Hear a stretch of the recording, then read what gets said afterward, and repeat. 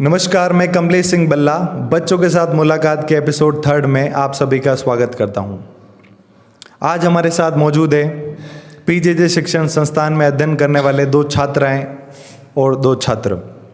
पहली छात्रा जो हमारे साथ बैठी हुई है उसका नाम है तमन्ना कुंवर। सेकंड जो छात्रा हमारे साथ उपस्थित है उसका नाम है तन्वी जोशी। थर्ड हमारे साथ जो छात्र उपस्थित है उनका नाम है खुशवंत सिंह। और फोर्थ छात्र जो हमारे साथ उपस्थित है उनका नाम है वैभव सोलंकी।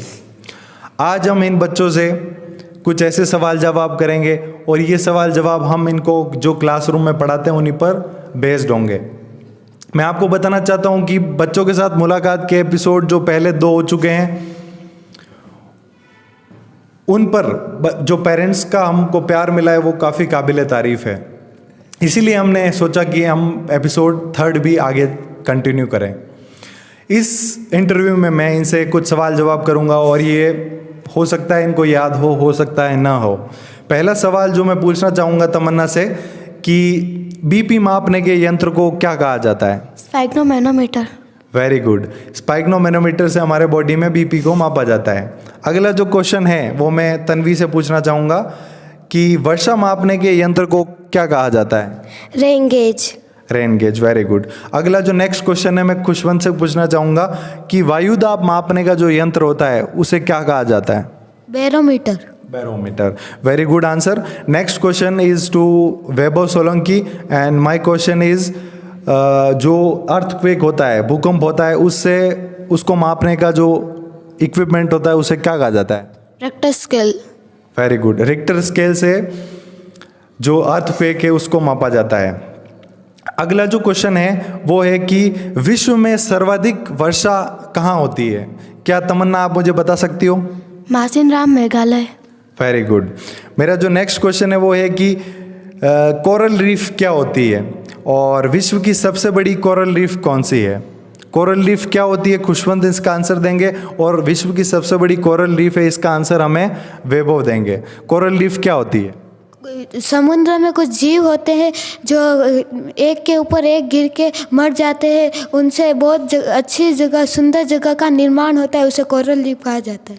और विश्व की सबसे बड़ी कोरल रीफ कौन सी है? वैभव बताएंगे।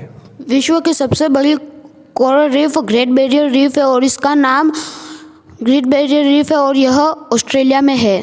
वेरी गुड, बहुत ही अच्छा। अगला जो हमारा क्वेश्चन है कि विश्व का सबसे जो गहरा स्थान है वो कौन से महासागर में है और उसका नाम क्या है? सबसे पहले मैं पूछूंगा तन्वी से कि विश्व का सबसे बड़ा गहरा जो स्थान है वो कहाँ पर स्थित है?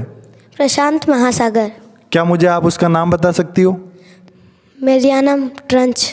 मैरियाना ट्रेंच, बहुत ही अच्छी, बखूबी, बहुत ही शानदार आंसर दिया है हमारी बच्ची ने। जब ये बच्चे इन सवालों का जवाब देते हैं और ये बच्चे अपना टैलेंट मेरे को दिखाते हैं तो वो ज़िंदगी का मेरे ज़िंदगी का क्षण होता है जिसमें मेरे को खुशी का अनुभव होता है।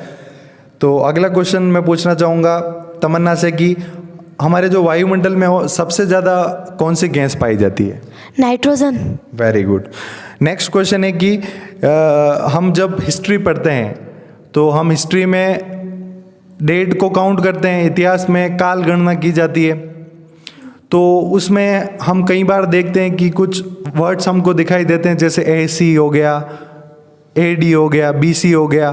तो BC का मतलब क्या तन्वी आप मुझे बता सकती हो? BC का मतलब क्या होता है? बिफोर क्राइस्ट, ईसा मसीह के जन्म से पहले। ओके। और AD का मतलब क्या होता है? खुशवंत बताएंगे। ये इसका मतलब कि ईसा मसीह के जन्म के बाद। ओके। ईसा मसीह के जन्म के बाद की जो भी काल गणना होती है उसको AD से गिना जाता है। अगला मेरा क्वेश्चन है कि मैन्यूस्क्रिप्ट या पांडुलिपियाँ क्या होती है? तमन्ना बताएगी। पांडुलिपियाँ ताड़ पर लिखी जाती हैं। आप मुझे बता सकते हैं वैभव पांडुलिपियाँ क्या होती है? इसे हाथ से लिखते हैं और ये ताड़ के पत्तों पे लिखी जाती है। वेरी गुड, बहुत ही शानदार आंसर दिया है। मेरा जो अगला क्वेश्चन है कि हम जो शिलालेख होते हैं, इंस्क्रिप्शन होते हैं, शिलालेख होते हैं, इनकी जो पढ़ाई होती है इसको किस नाम से जाना जाता है? तन्वी बताएगी। एपिग्राफी। Very good. अगला जो मेरा नेक्स्ट क्वेश्चन है वो है कि सिंधु घाटी सभ्यता जो हमारी विश्व की सबसे प्राचीन सभ्यताओं में एक गिनी जाती है, इसका सबसे पहले खोजा गया स्थल कौन सा है? इसका जवाब मुझे देंगे खुशवंत सिंह बल्ला। हड़प्पा। हड़प्पा। और ये कहाँ स्थित है, क्या ये भी बता सकते हो आप मुझे? पाकिस्तान में। वेरी गुड, बहुत ही शानदार। मेरा जो अगला क्वेश्चन है कि लोथल, कालीबंगा, मोहनजोदड़ो, ये जो सारी हमारे सिंधु घाटी सभ्यता की बहुत सारे स्थल हैं, तो क्या मुझे आप लोथल की एक विशेषता बता सकती हो तन्वी? लोथल गुजरात में स्थित है। यहाँ पे बंदरगाह के अवशेष मिले हैं। हाँ, और नेक्स्ट है कि कालीबंगा की विशेषता आप बता सकते हो वैभव मुझे? जी बिल्कुल। यहाँ पर हवन कुंड तथा हल के अवशेष मिले हो और कालीबंगा का अर्थ काली चूड़िया है। Very good. अब मैं मोहनजोदड़ो के बारे में पूछना चाहूँगा तमन्ना से। मोहनजोदड़ो मोहनजोदड़ो पाकिस्तान में स्थित है। मोहनजोदड़ो पाकिस्तान में स्थित है और यहाँ पर कपास की खेती के अवशेष मिले। वेरी गुड, बहुत ही शानदार जवाब दिया है। हालांकि कपास की जो खेती के अवशेष है वो हमको कालीबंगा से मिले हैं। और मोहनजोदड़ो का अर्थ क्या होता है तमन्ना, मुझे बता सकती हो? क्या आप बता सकती हो मुझे? मृतकों का टीला। वेरी गुड, बहुत ही शानदार आंसर दिया है बच्चों ने। अगला जो मेरा क्वेश्चन है कि हाँ, जो जैन धर्म है और जो बौद्ध धर्म है, इन धर्मों की स्थापना की ज़रूरत क्यों पड़ी, वे वो बताएंगे। पहले के समय में समाज को 4 वर्णों में बांटा गया था, ब्राह्मण, क्षत्रिय, वैश्य, शूद्र। लोगों का मानना था कि जो ब्राह्मण है वो भगवान के मुंह से जन्मे है तथा जो क्षत्रिय है वो भगवान की भुजाओं तथा जो वैश्य है वो भगवान के पेट और जो शूद्र है वो भगवान के चरणों से जन्मे है। इसलिए शूद्रों के साथ बहुत अन्याय हुआ था। लोग शूद्रों के साथ बहुत अन्याय करते थे। उनके लिए अलग बर्तन था, उन्हें अपने घर में खाना नहीं खिलाते थे तथा जानवरों पर लोग बहुत अत्याचार करते थे। इस अत्याचार को रोकने के लिए नए धर्मों का उदय हुआ, जैसे कि जैन धर्म तथा बौद्ध धर्म। इन धर्मों में किसी भी प्रकार की जाति व्यवस्था जरूरी नहीं है और यहाँ पर जानवरों को मारा नहीं जाता है। बहुत ही शानदार आंसर दिया इस बच्चे ने, एकदम जो एग्जैक्ट आंसर है कि जैन धर्म और बौद्ध धर्म की, इन धर्मों की स्थापना की ज़रूरत क्यों पड़ी। आपको ये बखूबी पता चल गया होगा और इसने बहुत ही अच्छा आंसर दिया है, तो इसके लिए थैंक यू। मेरा जो नेक्स्ट क्वेश्चन है कि जैन धर्म है उसके जो प्रथम और 24वें तीर्थंकर कौन थे, तन्वी बताएगी। प्रथम ऋषभदेव और 24वें महावीर स्वामी। ओके। मेरा जो नेक्स्ट क्वेश्चन है कि बौद्ध धर्म के जो संस्थापक महात्मा बुद्ध थे, क्या तमन्ना मुझे आप कुछ बता सकती हो कि महात्मा बुद्ध कौन थे? उनका जन्म लुम्बिनी नामक स्थान पर हुआ था। उनके पत्नी का नाम यशोधरा था और उनके बचपन का नाम सिद्धार्थ था। उनके पुत्र का नाम राहुल था। वेरी गुड, बहुत ही शानदार जवाब हमारी बच्ची ने दिया है। अगला जो मेरा नेक्स्ट क्वेश्चन है कि मौर्य वंश की स्थापना किसने की थी, खुशवंत बताएंगे। मौर्य वंश की स्थापना चंद्रगुप्त मौर्य ने की थी। चंद्रगुप्त मौर्य ने। वेरी गुड, बहुत ही शानदार जवाब दिया है। अगला मेरा जो सवाल है कि हमारे जो मौर्य वंश के एक शासक हुए अशोक महान, उन्होंने किस युद्ध के बाद अपना मन बदलकर बौद्ध धर्म अपना लिया? कलिंग युद्ध। ठीक है, वेरी गुड, बहुत ही शानदार आंसर। अगली एक जो हमारा जो क्वेश्चन है वो एक बुक पे है और उस बुक का नाम है इंडिका। तो इंडिका जो बुक है उस बुक के राइटर का नाम मुझे वैभव बता सकते हो आप? जी बिल्कुल, मेगास्थनीज ने ये बुक लिखी है। वेरी गुड, बहुत ही शानदार जवाब दिया है। इसके अलावा अब हम आगे बढ़ते हैं और अगला सवाल है कि हमारी जो नगर परिषद होती है, जैसे हमारी शहरी स्वशासन होता है, उसमें जो नगर परिषद होती है उसमें जिला प्रमुख की मदद के लिए हेतु एक सरकारी अफसर होता है, उसे किस नाम से जाना जाता है, खुशवंत बताएंगे। सीईओ। क्या सीईओ की फुल फॉर्म भी आप मुझे बता सकते हो? चीफ एग्जीक्यूटिव ऑफिसर, जो जिला प्रमुख की मदद के लिए होता है जिला परिषद में। अगला जो क्वेश्चन है कि नगर निगम जो होता है, शहरी स्वशासन का एक सबसे बड़ा स्तंभ होता है नगर निगम, उसका प्रमुख किस नाम से जाना जाता है? महापौर, मेयर। महापौर या मेयर। Mayor, very good. अब अगला जो सवाल है कि सार्वभौमिक मताधिकार, जिसको हम इंग्लिश में यूनिवर्सल सफरेज भी कहते हैं, तो सार्वभौमिक मताधिकार क्या होता है, तन्वी बताएगी। इसमें 18 साल से ऊपर वाले लोगों को वयस्क मताधिकार होता है जिसमें वोट डालने का अधिकार होता है। ठीक है, वेरी गुड, बहुत अच्छा जवाब दिया है। तो क्या हमारे भारत में भी सार्वभौमिक मताधिकार लागू है क्या? हाँ। ठीक है, वेरी गुड। अगला है कि हमारे देश को चलाने की कुछ शासन व्यवस्थाएं हैं। एक होती है लोकतंत्रात्मक शासन व्यवस्था और एक होती है तानाशाही। क्या मुझे फ़र्क बता सकते हो वैभव आप इन दोनों में? बिल्कुल। लोकतांत्रिक, मेरा मानना है कि जो लोकतांत्रिक शासन व्यवस्था, ये सबसे अच्छी शासन व्यवस्था है, क्योंकि यहाँ पर जो शक्ति होती है वो किसी एक व्यक्ति के पास नहीं होती, बहुत से व्यक्तियों के पास होती है, जिसकी वजह से अगर कोई एक व्यक्ति गलत कार्य करे तो हम उसे उसके पद से उतार सकते हैं। लेकिन जो तानाशाही जो लोक व्यवस्था है, इसके तहत हम किसी को भी उसके पद से नहीं उतार सकते। यहाँ पर किसी एक के हाथ में ही सभी पावर्स होती है। बहुत ही शानदार जवाब दिया है कि तानाशाही और लोकतांत्रिक व्यवस्था में क्या फ़र्क होता है। अगला जो मेरा क्वेश्चन है कि अक्षांश व देशांतर रेखाओं में फ़र्क क्या होता है? खुशवंत बताएंगे। अक्षांश पश्चिम से पूर्व की ओर होती है और ये समय बताती है, और देशांतर उत्तर से दक्षिण होती है और ये जगह का बताती है। देशांतर जगह को बताती है क्या? न, देशांतर रेखाएं जगह को बताती है नहीं, वो टाइम को बताती है। और अक्षांश रेखाएं जगह को बताती है। जगह को बताती है। Very good. अगला जो मेरा नेक्स्ट क्वेश्चन है वो है कि लंदन से गुजरने वाली जो ग्रीनविच रेखा है और भारत में और उसमें कितना समय का अंतर है? तमन्ना बताएगी। 5.5 घंटे का। ओके। अगला जो क्वेश्चन है कि भारत का क्षेत्रफल विश्व के कुल क्षेत्रफल का कितना प्रतिशत है? वैभव बताएंगे। 2.4% है। वेरी गुड, बहुत अच्छा जवाब दिया है। अब मैं पूछना चाहूँगा तन्वी से कि भारत के पड़ोसी देशों के नाम बताइए। पाकिस्तान, अफगानिस्तान, म्यांमार, चीन, भूटान, बंगाल। ओके, बांग्लादेश। ओके, तो ये भारत के पड़ोसी देश है। बहुत ही अच्छा जवाब दिया है। अगला जो नेक्स्ट क्वेश्चन है कि दक्षिण की गंगा किस नदी को कहा जाता है? गोदावरी नदी को। Very good. अगला जो क्वेश्चन है कि वो है कि क्षेत्रफल की दृष्टि से विश्व का 7वां सबसे बड़ा देश कौन सा है? भारत। और जब भारत की हम वन नीति की बात करते हैं, भारत में सबसे ज़्यादा वन मध्य प्रदेश में पाए जाते हैं। तो भारत की वन नीति में ये क्या कहा गया है कि कितने प्रतिशत क्षेत्रफल पर कम से कम वन होने चाहिए? 33% पर वन होने चाहिए। Very good. 33% क्षेत्रफल पर वन होने चाहिए, ये हमारी भारतीय वन नीति में कहा गया है। अगला जो हमारा क्वेश्चन है कि भारत में जंगली गधे कहाँ पाए जाते हैं? कच्छ गुजरात में। कच्छ गुजरात। Very good.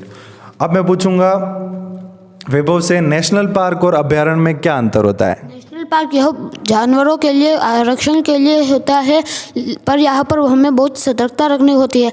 लेकिन जो अभ्यारण्य है वहाँ पर हमें कुछ छूट दी जाती है, जैसे कि हम वहाँ से सूखी लकड़ियाँ ले सकते हैं। वेरी गुड, बहुत ही अच्छा जवाब दिया है। नेक्स्ट क्वेश्चन है कि प्राचीन भारत में जो 4 वेद है, तो क्या मुझे आप उनके नाम बता सकते हो तन्वी? ऋग्वेद, सामवेद, यजुर्वेद, अथर्ववेद। वेरी गुड, बहुत अच्छा जवाब। और हमारा जो गायत्री मंत्र है उसका जो उल्लेख है वो किस भारतीय वेद में उसका उल्लेख किया गया है? Rigveda. Very good. Next question है कि भारतीय संविधान में कितनी भाषाओं को मान्यता प्राप्त है? 22। Very good. भारत का नेपोलियन किसे कहा जाता है? Samudragupta. Very good. Next question है कि एक फेमस बुक है डिस्कवरी ऑफ इंडिया, ये किसने लिखी थी? जवाहरलाल नेहरू। Very good. अगला जो मेरा क्वेश्चन है वो है कि नेल्सन मंडेला कौन थे? क्या मुझे थोड़ा कुछ बता सकते हो नेल्सन मंडेला के बारे में खुशवंत? नेल्सन मंडेला दक्षिण अफ्रीका के गांधी कहलाते थे और ये 27 साल जेल में रहे और इन्हें ये दक्षिण अफ्रीका के पहले काले राष्ट्रपति थे। Very good. दक्षिण अफ्रीका के पहले अश्वेत राष्ट्रपति नेल्सन मंडेला थे। अगला जो मेरा क्वेश्चन है कि हमारे देश में शासन व्यवस्था 3 तरीकों से चलाई जाती है। एक होती है विधायिका, जिसको हम लेजिस्लेचर कहते हैं, दूसरी होती है कार्यपालिका जिसको हम एग्जीक्यूटिव बोलते हैं, और तीसरी होती है न्यायपालिका जिसको हम जुडिशरी बोलते हैं। तो क्या मुझे आप बता सकते हो कि विधायिका, कार्यपालिका और न्यायपालिका में क्या अंतर होता है? वैभव। जो न्यायपालिका होती है वो यह देखती है, मतलब जो विधायिका होती है वो नियम बनाने का कार्य करती है जैसे कि एमएलए आदि, और जो कार्यपालिका होती है वो उन नियम को लागू करती है। उदाहरण के तौर पर आईपीएस, आईएएस। और जो न्यायपालिका होती है वो यह देखती है कि यह नियम सही है या नहीं। न्यायपालिका उदाहरण के लिए द जज। वेरी गुड, बहुत अच्छा बताया इन्होंने कि कार्यों का डिवाइडेशन विधायिका, कार्यपालिका और न्यायपालिका में किस तरह से होता है। मेरा जो अगला क्वेश्चन है कि हमने पढ़ा था इकोनॉमिक्स में कि ऑर्गेनाइज सेक्टर होते हैं और कुछ अनऑर्गेनाइज सेक्टर होते हैं। तो इनमें कुछ लोग ऑर्गेनाइज सेक्टर में काम करते हैं और कुछ अनऑर्गेनाइज सेक्टर में काम करते हैं। तो इनमें फ़र्क क्या होता है ऑर्गेनाइज सेक्टर और अनऑर्गेनाइज सेक्टर में? तन्वी बताएगी। ऑर्गेनाइज सेक्टर में परमानेंट जॉब और सिक्योरिटी मिलती है, पेंशन मिलती है। और अनऑर्गेनाइज सेक्टर में क्या होता है? फिक्स और नहीं होते हैं वहाँ पे, और किसी भी प्रकार की सिक्योरिटी अनऑर्गेनाइज सेक्टर में हमको नहीं मिलती है। अगला जो मेरा क्वेश्चन है कि भारतीय संविधान के किस अनुच्छेद में छुआछूत का अंत किया गया है? तमन्ना बताएगी। 70वें अनुच्छेद में। Very good. अगला जो मेरा क्वेश्चन है वो मैं तमन्ना से पूछूंगा, और वो है कि हिंदू सक्सेशन एक्ट 2005 क्या है? इसमें बेटियों को भी ज़मीन पर उतना ही अधिकार होता था जितना कि बेटों को, उसे ही हिंदू सक्सेशन कहते हैं। Hindu succession act. तो क्या 2005 से पहले हमारा जो इंडियन कानून में महिलाएं जो होती थी वो अपनी पिताजी की जो ज़मीन होती थी उसमें हकदार नहीं होती थी क्या? नहीं। तो ये हिंदू सक्सेशन एक्ट हमारी महिलाओं के लिए अच्छा है या बुरा है? तन्वी बताएगी। अच्छा। क्यों अच्छा है वो भी थोड़ा कुछ बता दे अपनी मर्जी से, तो अच्छा होगा। क्योंकि बहुत सारे घरों में लड़ाई बहुत होती है इससे लेकर, इसीलिए इस लड़ाई को सुलझाने के लिए ये एक्ट आया। और ये एक प्रकार का हक है जो क्योंकि एक पिताजी के जो संतान होती है उसमें बेटी और बेटा दोनों बराबर होते हैं, तो उनका जो भी प्रॉपर्टी होती है उसमें भी उनको बराबर हक मिलना चाहिए। यही हिंदू सक्सेशन एक्ट 2005 है। अगला जो मेरा क्वेश्चन है कि मैंग्रोव वन कहाँ पाए जाते हैं? मैंग्रोव वन है, जैसे हमने अलग अलग फॉरेस्ट के बारे में पढ़ा था कि किस किस प्रकार के फॉरेस्ट होते हैं, तो जो मैंग्रोव फॉरेस्ट होते हैं वो कहाँ पाए जाते हैं? वैभव बताएंगे। जो मैंग्रोव फॉरेस्ट होते हैं ये डेल्टा इलाकों में पाए जाते हैं जहाँ पर मीठा और खारा पानी मिलता है। उदाहरण के तौर पर सुंदरवन। और सुंदरवन कहाँ स्थित है? पश्चिम बंगाल। और इसके सुंदरवन पश्चिम बंगाल है, इसका कोई कुछ है क्या स्पेशल फैक्ट? और इसका सुंदरवन डेल्टा जो है वो विश्व का सबसे बड़ा डेल्टा है। वेरी गुड, बहुत अच्छा जवाब दिया है, बच्चे को याद है इसका मतलब। अगला जो मेरा क्वेश्चन है कि भारत में बारिश जो होती है, भारत में मॉनसून होता है, तो भारत में बारिश किन किन मॉनसून की वजह से होती है? तन्वी बताएगी। भारत में बारिश अरब सागर, भूमध्य सागर और बंगाल की खाड़ी। भारत में जो सबसे ज़्यादा बारिश होती है वो किस मानसून की वजह से होती है? अरब सागर। क्या आप बता सकते हो वैभव? बंगाल की खाड़ी। और बारिश में बारिश के मौसम में कुछ हमारे यहाँ मतलब ठंड के मौसम में बारिश होती है, तो वो किस मानसून की वजह से होती है? खुशवंत बताएंगे। भूमध्य सागर के मानसून की वजह से। और ठंड में जो बारिश होती है उसे किस नाम से जाना जाता है? मावठ। वेरी गुड, बहुत शानदार जवाब दिया है। अगला जो मेरा सवाल है कि वायुमंडल जब हम पढ़ते हैं, हम एटमॉस्फेयर के बारे में पढ़ते हैं, तो उसमें अलग अलग परतें पाई जाती है, तो क्या आप मुझे उन परतों का नाम बता सकते हो? और ये भी बता सकते हो कि कौन सी परत में जो एरोप्लेन होते हैं वो उड़ते हैं? तन्वी। क्षोभ मंडल, समताप मंडल, मध्य मंडल, ताप मंडल और बहाय मंडल। और इंग्लिश में बता सकते हो वैभव क्या मुझे आप इसे? बिल्कुल। Troposphere, stratosphere, mesosphere, thermosphere, exosphere.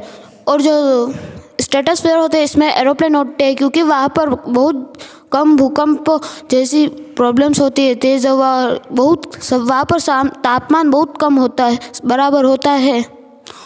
और मैं ये भी बताना चाहता हूँ जो मेसोस्फेयर है वहाँ पर आके सभी बहुत से उल्कापिंड रुक जाते हैं। वेरी गुड, बहुत अच्छा जवाब हमारे वैभव ने दिया है। अगला जो मेरा क्वेश्चन है वो है कि ग्लोबल वार्मिंग क्या है और इसके क्या नुकसान हैं। जैसे कि आज दुनिया में सबसे बड़ी समस्याओं में से एक ग्लोबल वार्मिंग मानी जाती है, तो ग्लोबल वार्मिंग है क्या और इसके नुकसान क्या क्या है, तन्वी बताएगी। ग्लोबल वार्मिंग ये है कि पृथ्वी पर CO2 ज़्यादा होने के कारण पृथ्वी के बाहर एक CO2 की परत बन गई है, जिससे सूर्य की किरणें आ तो जाती है पर फिर से लौट नहीं पाती। उससे पृथ्वी गर्म भी होती जा रही है और पेड़ पौधे भी नष्ट होते जा रहे हैं। और इसके नुकसान क्या है, क्या तन्वी तमन्ना आप मुझे बता सकती हो कि ग्लोबल वार्मिंग जब उत्पन्न होगी तो इसके क्या नुकसान होंगे। यहाँ पर पेड़ पौधे उग नहीं पाएंगे और लोग भी मर सकते हैं। इसके कारण पेड़ पौधे भी उग नहीं पाएंगे। वेरी गुड, बहुत अच्छा जवाब दिया है। अब हम साइंस से रिलेटेड कुछ सवाल लेना चाहेंगे कि हमारा जो स्काई होता है वो हमको नीला क्यों दिखाई देता है। तन्वी, क्या आप मुझे बता सकते हो। सूर्य के प्रकाश में 7 रंग होते हैं, जिसमें नीले रंग के फैलने की क्षमता ज़्यादा होती है, इसीलिए हमें आसमान नीला दिखाई देता है। मतलब नीले का प्रकीर्णन ज़्यादा होता है। ठीक है, अगला जो क्वेश्चन है कि चांद पर वायुमंडल क्यों नहीं है, खुशवंत बताएंगे। चांद पर वायुमंडल इसलिए नहीं है कि वहाँ पे ग्रेविटी नहीं है और चांद की ग्रेविटी वायुमंडल को कैच नहीं कर सकती, इसलिए वहाँ पे वायुमंडल नहीं है और वहाँ पे हमें आसमान काला ही दिखाई देता है, ब्लैक ही दिखाई देता है। वेरी गुड, बहुत अच्छा जवाब दिया है। अगला जो नेक्स्ट क्वेश्चन है कि चांद पर उतरने वाले प्रथम व्यक्ति कौन थे। Neil Armstrong. और क्या मुझे बता सकते हो कि नील आर्मस्ट्रॉन्ग चांद पर कब उतरे थे, आप बता सकती हो। 20 जुलाई। 20 जुलाई। आगे 1969 20 जुलाई 1969। वेरी गुड, बहुत अच्छा जवाब दिया है। अगला जो हमारा क्वेश्चन है कि पीयूष ग्रंथि, हमारे बॉडी में बहुत सारी जैसे ग्लैंड्स पाई जाती है, उसमें पीयूष ग्रंथि उनमें से एक है। तो पीयूष ग्रंथि के बारे में वैभव आप मुझे कुछ बता सकते हो। ये जो पीयूष ग्रंथि है इसे मास्टर ऑफ ग्लैंड भी कहा जाता है, क्योंकि यह 13 हार्मोन रिलीज करती है, जिनमें से एक ग्रोथ हार्मोन भी है। अगर ये हार्मोन रिलीज नहीं होगा तो हमारी हाइट बढ़ना रुक जाएगी। वेरी गुड, बहुत अच्छा बताया। अगला जो क्वेश्चन है कि हमारी जो आँख होती है उसका कौन सा भाग दान किया जाता है और क्यों अंधे व्यक्ति कैसे पढ़ सकते हैं। हमारे आँख का कॉर्निया दान किया जा सकता है और अंधे व्यक्ति महसूस कर और सुनकर पढ़ सकते हैं। और जो छोटे बच्चे होते हैं उनके लिए एक अलग से विद्यालय खुलवाते हैं, जिसमें कि वो अच्छे से पढ़ सके। वेरी गुड, बहुत अच्छा जवाब दिया है। अगला है कि आगे जाकर अगर आप विज्ञान क्षेत्र में कभी अगर आप साइंटिस्ट बनो तो आप किस क्षेत्र में काम करना चाहोगी। तमन्ना, आप बता सकते हो क्या मुझे इसका, कि कल को आप साइंटिस्ट बनो अगर फ्यूचर में आप जाके, तो किस फील्ड में आप आगे जाके यूँ काम करना चाहोगे। वैभव, आप बता सकते हो। मैं सोलर सिस्टम में जिन ग्रहों पर अभी तक हम नहीं पहुँचे हैं उन पर जाने के लिए काम करूँगा। ठीक है, बहुत ही अच्छा प्रयास है, मतलब एक इच्छा है इस व्यक्ति के अंदर। अगला जो मेरा नेक्स्ट क्वेश्चन है कि प्रकाश संश्लेषण होता है, फोटोसिंथेसिस, वो क्या होता है। पौधे सूर्य के प्रकाश की उपस्थिति में कार्बन डाइऑक्साइड तथा जल की उपस्थिति में अपना भोजन स्वयं बनाते हैं। उस प्रक्रिया को प्रकाश संश्लेषण कहते हैं। वेरी गुड, बहुत अच्छा जवाब दिया है। अब मैं पूछना चाहूँगा कि हमारा जो सन है उस पर जो एनर्जी का सोर्स क्या है, मतलब उस पर ऊर्जा का जो स्रोत है वो क्या है। तमन्ना बताएगी। न्यूक्लियर। आप बता सकते हो खुशवंत। Nuclear fusion. और हिंदी में क्या कहा जाता है इसे। नाभिकीय संलयन। ठीक है, वेरी गुड। अगला जो हमारा क्वेश्चन है कि हमारे शरीर की सबसे जो छोटी इकाई होती है उसे किस नाम से जाना जाता है। कोशिका। और किडनी की जो सबसे छोटी इकाई है उसको किस नाम से जाना जाता है। नेफ्रॉन। और हमारे जो माइंड की जो सबसे छोटी इकाई है उसको किस नाम से जाना जाता है। न्यूरॉन। तो ये कुछ सवाल जवाब थे जो हमने इन बच्चों से पूछे। मैं ये उम्मीद करता हूँ कि आपको ये सवाल जवाब सुन के काफ़ी अच्छा लगा होगा। इसमें इन बच्चों की काफ़ी मेहनत है, हमारी टीम भी इसमें लगी रहती है, क्योंकि इन बच्चों को ये चीज़ याद कराना और इनके पीछे के कारणों को भी इनको समझाना, ये बहुत ही बड़ी बात होती है। और ये प्रयास हम पिछले 1 साल से कर रहे हैं।